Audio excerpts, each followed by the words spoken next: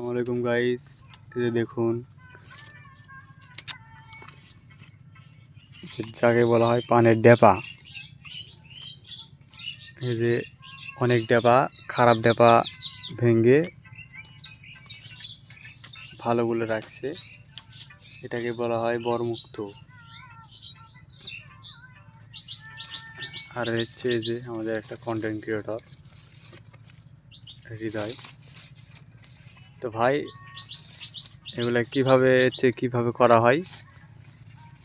এগুলো আপনার ভালোগুলো রাখে খারাপগুলো ভেঙে ফেলতে হয়, না হলে এগুলো ভালো হবে না। যেগুলা হচ্ছে একটু ভালো আছে ওগুলো ভালো হবে না। জি, যেগুলো ভালো সেগুলো রাখতে হবে, না হলে এগুলো পান বড় হবে না এবং এগুলো রাখেও লাভ নাই, মানে ওগুলা সব নষ্ট হয়ে যাবে। এগুলো সব নষ্ট হয়ে যাবে, সেই জন্যই শুধু ভেঙে ফেলে দিচ্ছি।